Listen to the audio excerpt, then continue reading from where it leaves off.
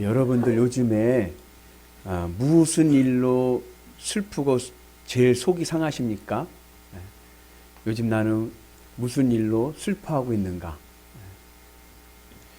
그 독일의 대표 문호 중에 괴테라고 하는 문학가이면서도 철학가이면서도 과학자인 사람이 있어요. 그가 1774년에 처음으로 소설을 하나 이제 발표를 했는데 이것이 유럽에 굉장한 센세이션을 일으키게 됩니다. 제목은 다 들어보셨을 거예요. 젊은 베르테르의 슬픔이라고 하는 소설입니다. 이 소설은 그 괴테의 개인적인 경험과 그리고 친구의 경험을 바탕으로 쓴 소설입니다. 이 소설이 얼마나 이제 인상적이었는지 나폴레옹이 이 소설을 굉장히 좋아해서 전쟁터에 나가서도 늘 읽었던 책, 전쟁 중에서도. 그리고 그 우리나라 대기업 중에 롯데라고 하는 기업이 있어요. 아시죠? 그 롯데의 그 롯데가 바로 이 소설에 나오는 베르테르가 사랑하는 여인의 이름입니다. 샤를 롯데의 이름을 따서 롯데라고 졌어요. 근데 이제 신격호 회장이 고인이 되셨지만 이분이 젊은 시절에는 문학가, 문인의 꿈을 꿨는데 나중에 이제 문학가는 되지 않고 사업가가 되었을 때 이 젊은 베르테르의 슬픔에 나오는 여주인공 롯데와 같이 매력 덩어리인 회사, 롯데라는 여인이요 완전 매력 덩어리입니다. 그래서 그 매력 덩어리인 이 여성처럼 우리 회사도 사람들로부터 매력을 주는 회사가 되었으면 좋겠다. 아주 굉장히 문학적이죠. 그래서 이제 그렇게 이름을 롯데라고 줬죠. 이제 베르테르에게 개인적인 경험이 뭐냐면 베르테르가 친구의 약혼녀를 사랑했습니다. 친구의 약혼녀를 사랑했는데 실연을 당해요. 그때 그 아픔과 그 다음에 이 베르테르가 라이프니치 대학을 다닐 때 대학 친구 중에 한 명이 유부녀를 사랑한 거야. 그래가지고 사랑을 고백했는데 실연을 당했죠. 그러니까 그 친구가 자살을 했어요. 그 사건을 경험으로 해서 이제 이야기를 이제 소설을 썼습니다. 책을 읽으신 분도 있지만 제가 대략적인 줄거리를 말씀해 드리면 변호사이면서 좀 성격이 좀 예민한 베르테르라고 하는 사람이 집안의 유산 상속의 문제를 가지고 이제 친척 집에 가서 그 상속의 문제를 이제 해결을 합니다. 그러면서 그 옆에 있던 빌하임이라고 하는 작은 시골에 이제 정착하면서 살게 됩니다. 경치가 너무 좋아서 그림 그리는 것도 좋아하고 그래서 그림을 그리면서 살기로 이제 그렇게 합니다. 그런데 그곳에서 샤를 롯데라고 하는 아주 예쁜 한 여인을 보게 됩니다. 그러니까 쉽게 말하면 첫눈에 반한 거예요. 첫눈에.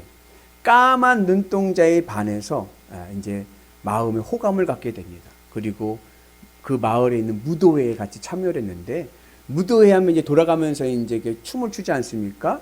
그러면서 이제 보니까 이 여인이 보통 매력 덩어리가 아닌 거야. 얼굴도 예쁜데다가 성격도 좋고 긍정적이고 지혜롭고 스마트하고 아주 어디 뭐 빼낼 데가 없을 만큼 아주 매력적인 여인입니다. 그리고 주변 사람들의 얘기를 들어봐도 이만한 처자가 없는 거예요. 부모님을 여여가지고 동생들이 줄줄이 있는데 이 동생들을 다 이 샤를롯테가 다 이제 돌보면서 키워가는 거예요. 그러니까 얼마나 이 사람이 괜찮은지 모르는 거예요. 그러니까는 이제 첫눈에 반해서 이제 사랑의 감정을 가지고 이 샤를롯테에게 이제 접근을 합니다.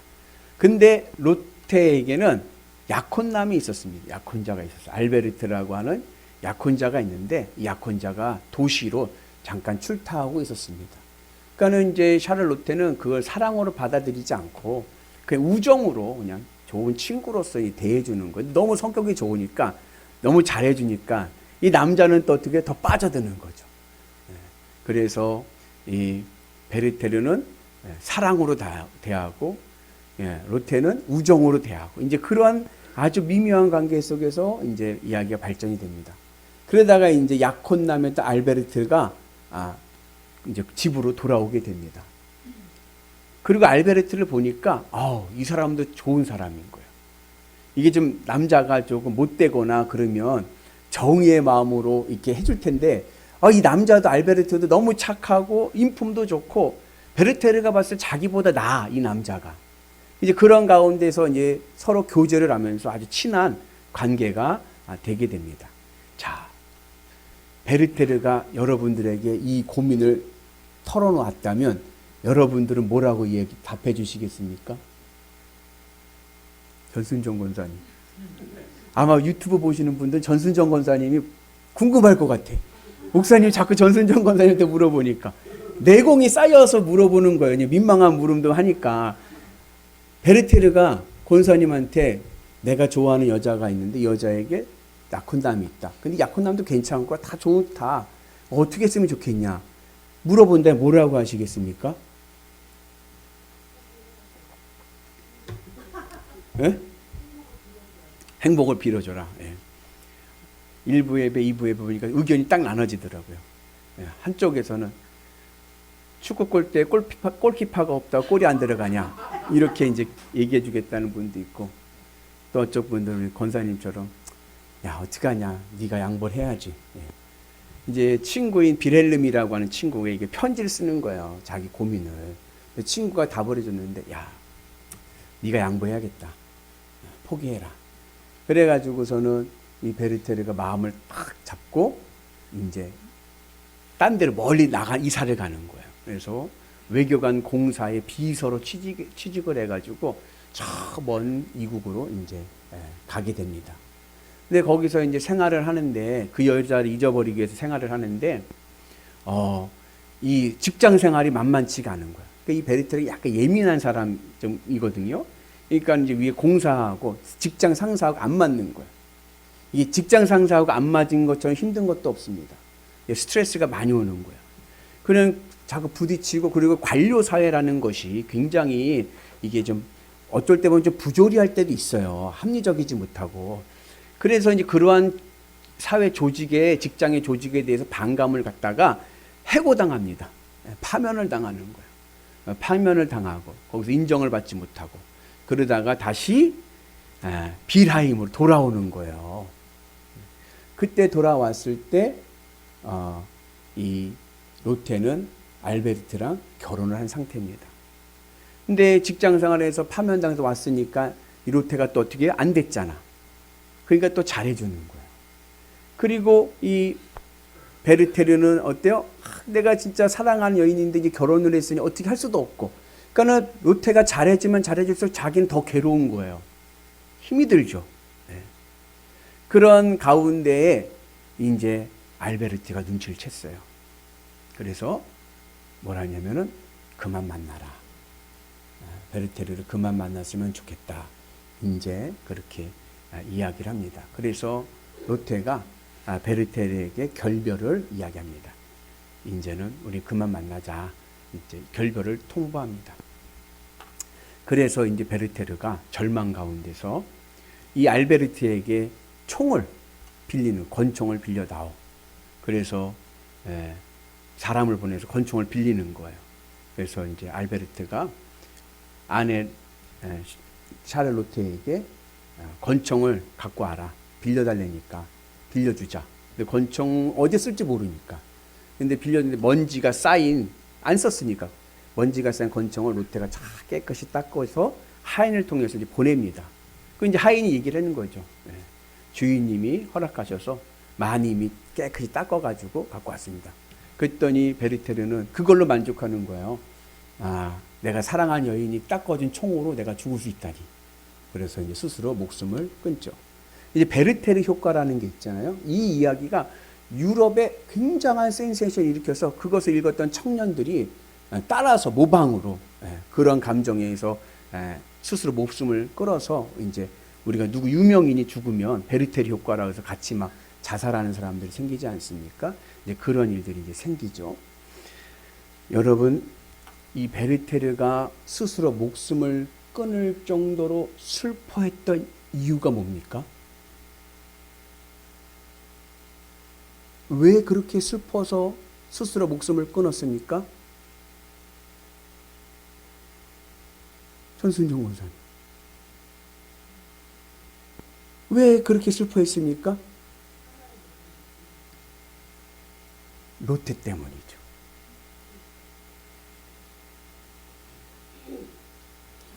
베르텔의 꿈은 단 한 가지예요. 뭐요? 롯데와 함께 사는 거예요. 내가 롯데와 함께 할 수만 있다고 하면요, 그것으로 나는 행복합니다. 예전에 제가 유튜브를 보는데 거기에 예전에 조용필 전성기 때 있던 방 하나가 이렇게 쇼츠로 이렇게 나왔더라고요. 봤는데 여러분, 조용필 전성기 때 어땠어요? 대단했죠. 조용필이 기도하는 하면 어떻게 돼요? 아! 여고생들이 기절하는 거 아니야? 기도하는 그랬잖아요. 그때 그래서 이제 이택님이라고 하는 사회자가 여고생한테 조용필로 삼행시를 쓰게 했어요. 짓게 한 거죠. 그랬더니 했더니 그 여고생 하는 말이 조용한 초가상간 집에 그랬어요. 용필이 오빠랑 단둘이 살고 싶어요. 그랬더니 또 그냥 그죠, 뭐 그냥 필순이의 소원이에요. 그러더라고요. 여러분, 초가삼간이 뭔지 아시죠?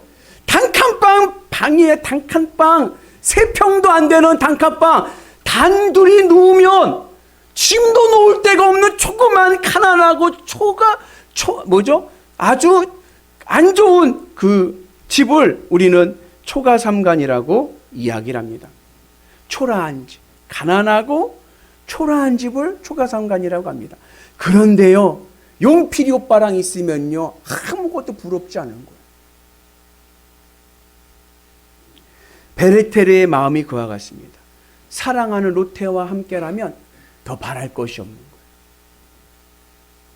그 베르테르의 그 롯데에 대한 그 애절한 사랑의 그 감정이, 그 사랑으로 슬퍼하는 그 감정이 오늘 우리에게도 있어야 됩니다.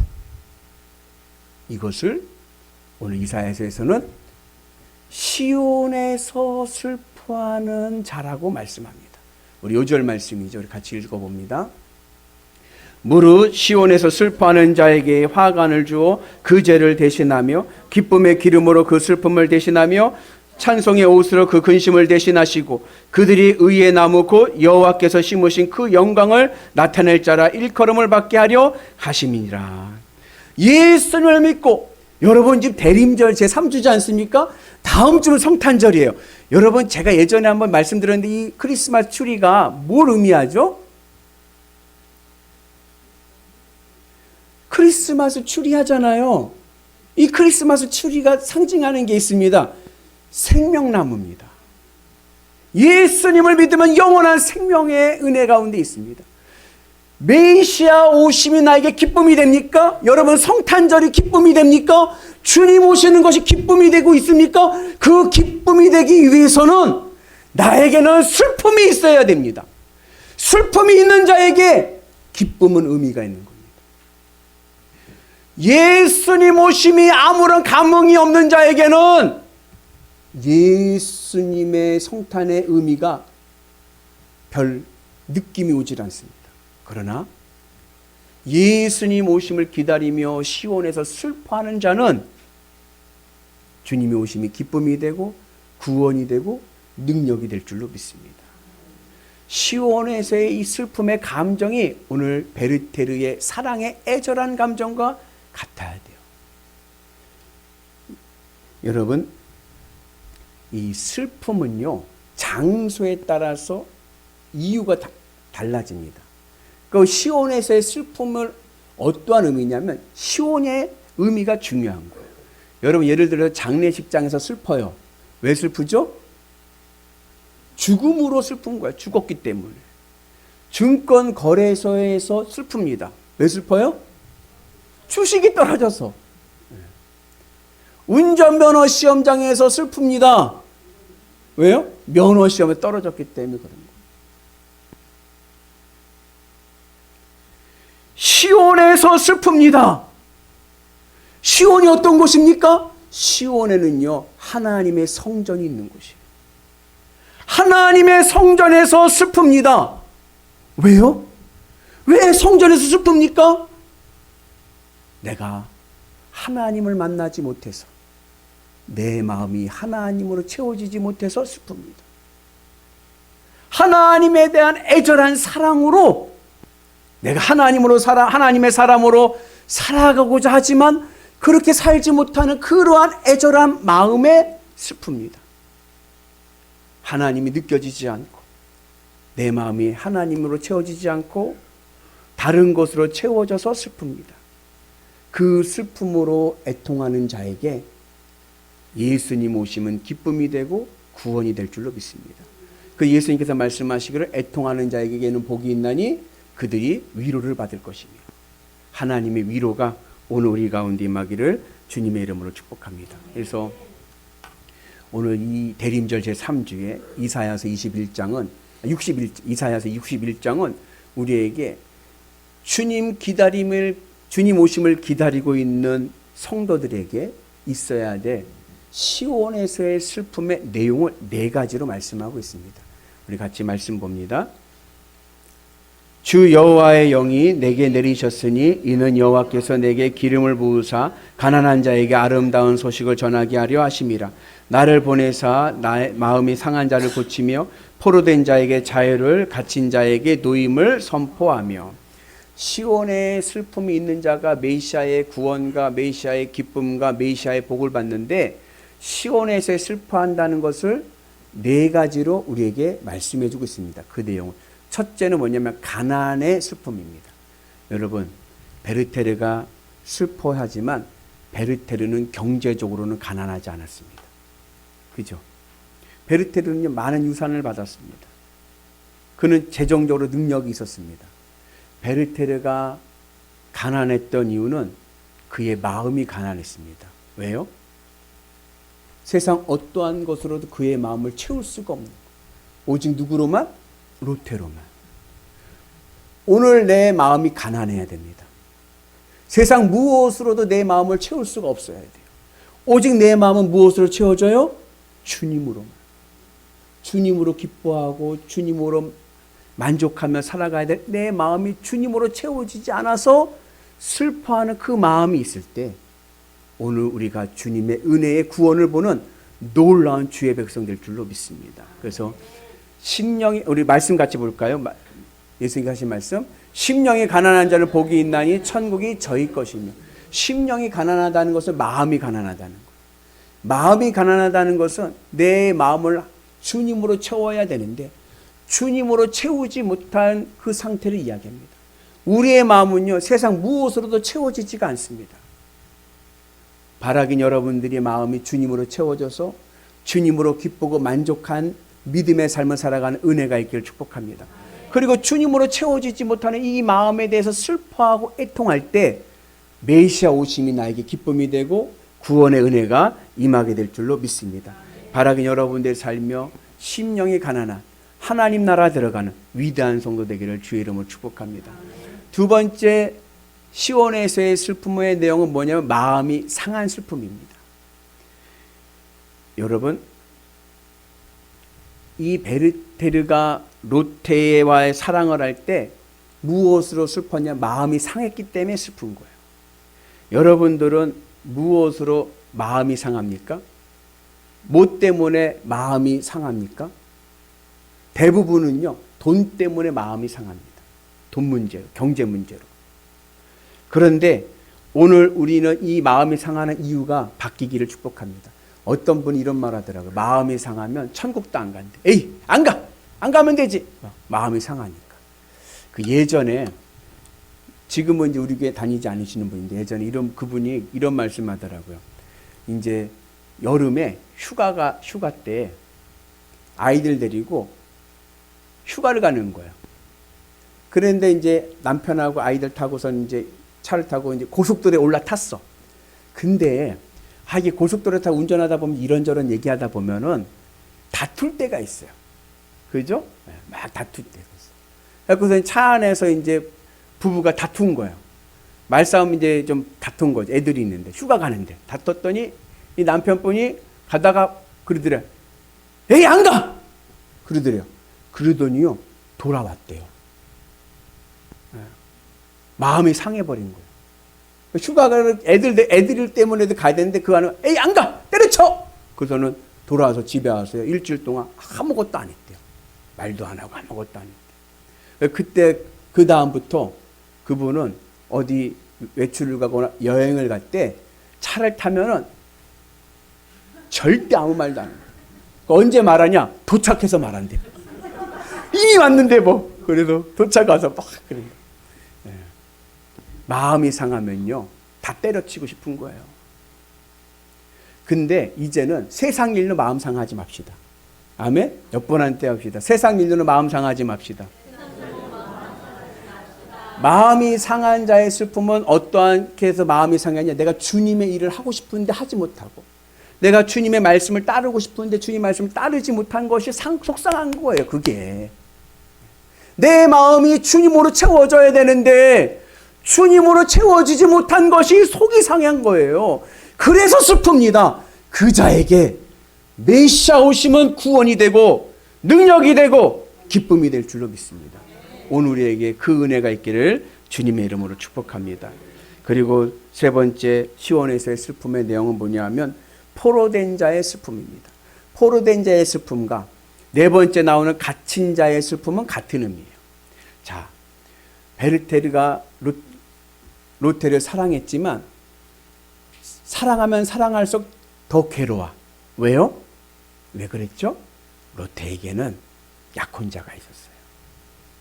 로테에게는요 배우자가 있었어요.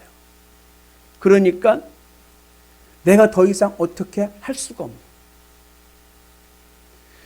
내가 하나님 앞에 다가서야 되는데 내가 이미 포로가 됐어.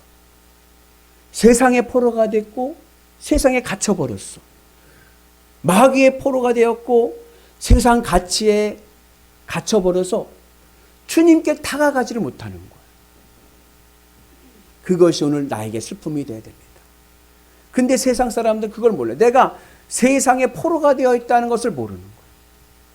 물질의 포로가 되었고 자녀의 포로가 되었고 직장의 포로가 되어가지고 하나님을 온전히 바라보지 못하는 것이 슬프고 애통할 때 우리에게 구원의 은혜가 임하게 될 줄로 믿습니다. 여러분들의 삶의 주의 은혜 안에서 이러한 구원의 은혜로 승리하는 역사가 있기를 축복합니다. 그래서 오늘 우리에게는 시온의 슬픔이 있으셔서 주님 오심이 나에게 기쁨이 되는 은혜가 있기를 원하고, 또 동시에 이 시온에서의 슬픔의 내용은 메시아의 사역에 대해서 우리에게 말씀합니다. 메시아 예수님의 사역은 크게 세 가지인데, 첫째는 가난한 자에게 복음을 전하는 예언자의 사역입니다. 내 마음이 가난하고 주님으로 애통하고 슬퍼할 때 주님께서 나에게 참된 기쁨의 소식을 알려주시고 나를 들어 쓰셔서 하나님의 일꾼 되게 하실 줄로 믿습니다. 특별히 하나님의 예수님의 섭리 중에 하나는 뭐냐면 주님은 가난한 자를 들어 쓰십니다. 여러분들이 지금 막 경제적으로도 가난하고 어려움이 있고 문제가 있습니까? 걱정하지 마세요. 기대하십시오. 주님 쓰실 때가 곧 다가왔습니다. 우리 같이 말씀 볼까요? 가난한 자를 진토에서 일으키시며 빈궁한 자를 거름더미에서 올리사 귀족들과 함께 앉게 하시며 영광의 자리를 차지하게 하시는도다. 여러분, 모세가 언제 쓰임받았죠? 모세가 왕궁의 왕자로 있을 땐 쓰임받지 못했어요. 그러나 저 광야 양치기 가난한 삶을 살아갈 때 쓰임을 받았습니다. 다윗도요 깜이 아니었어요. 하카톤, 그는 아버지가 봐도요 좀 모질이었어요. 근데요 그 작은 자를 쓰셔서 이스라엘의 위대한 왕으로 세우신 줄로 믿습니다. 베드로요 가난한 어부였습니다. 그 당시 어부는요 하층민 중에서도 하층민인 거예요. 그런데 그 가난한 어부를 세우셔서 제자의 수제자, 교회의 기둥되게 하신 줄로 믿습니다. 가난한 가운데 있습니까? 어려운 가운데 있습니까? 여러분들의 마음이 힘들고 여러분들의 삶의 자리가 어렵습니까? 주님께서 내 삶을 일으키셔서 하늘의 복으로 채워지는 은혜를 경험하게 될 줄로 믿습니다. 그게 바로 예수님 오심의 사역의 의미인 거예요. 두 번째 주님의 사역은요 상한 자를 치유하시는 제사장의 사역입니다. 내 마음이 상했어요. 이 상한 마음 누가 풀어줄 수 있을 것 같아요? 주님밖에 없어요. 찬송하고 기도할 때 내 상했던 마음이 부드러워지고 은혜 가운데 있게 될 줄로 믿습니다. 그래서 막 화가 나지 않습니까? 막 그냥 막 어떻게 막 좀 하고 싶을 때가 있잖아요. 찬송을 부르세요. 예, 주님 앞에 찬송 부르고 기도하면 내 마음이 녹아지는 거예요. 그 은혜가 우리 가운데 있기를 축복합니다. 그리고 육신의 질병, 병원에서 못 고치는 병 누가 고쳐요? 주님이 고쳐주십니다. 여러분, 주님의 놀라운 은혜의 치유의 역사가 일어나셔서 하늘의 복을 누리시는 위대한 성도 되시기를 주님의 이름으로 축복합니다. 그리고 예수님의 사역 중에 또 하나는 뭐냐면 왕의 사역입니다. 왕은요, 특권이 있습니다. 뭐예요? 사면해주는 특권. 자유함을 줍니다. 그래서 매인자, 갇힌자, 포로된 자를 자유케 하시는 능력이 바로 주님께 있습니다. 세상의 노예가 됐어요. 마귀의 노예가 됐습니다. 세상에 매여 삽니다. 누가 나에게 참된 자유를 줄 수 있습니까? 예수 그리스도밖에 없는 거예요. 내가 주님의 십자가 은혜 안에 있을 때 주님께서 나를 지켜주시고 나를 구원의 삶으로 인도해 주실 줄로 믿습니다. 그래서 여러분들의 삶이 주님의 은혜 안에서 기쁨의 은혜가 있고 여러분들이 주님 오심이 나에게 감사가 되고 행복이 될 수 있는 위대한 성도들 되시기를 주님의 이름으로 축복합니다. 주님이 오십니다. 마음의 기대를 가지시고 내가 가질 것은 슬픔밖에 없다. 내가 주님 은혜 안에서 시온에서 주님 오심으로 기대하며 슬퍼하며 주님께 다가서면 주님께서 나를 기쁘게 하시고 나를 구원하시고 나에게 복의 복을 더하여 주실 줄로 믿습니다. 그 은혜로 올 한 해도 잘 마감하셔서 행복한 인생길 가시는 위대한 성도 되시기를 주님의 이름으로 축복합니다.